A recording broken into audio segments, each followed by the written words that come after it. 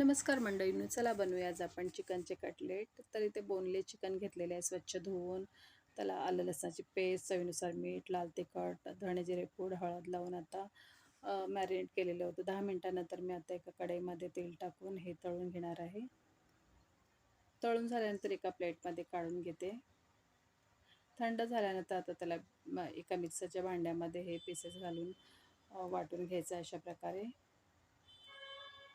ह्याच्यामध्येच मी 3 boil केलेले बटाटे घेतलेले आहेत, ते सुद्धा स्मॅश केलेले आहेत.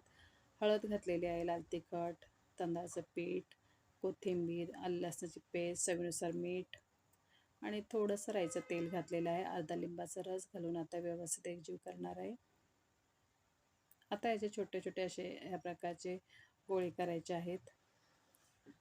दोन्ही बाजूने चांगला रवा लावून घ्यायचा आहे आणि हे कटलेट आहे ते तळून घ्यायचे आहेत. पॅनमध्ये तेल गरम झाल्यानंतर हे कटलेट मी 2 ते 3 वेळा आलटून-पलटून चांगले फ्राय करून घेतलेले आहेत.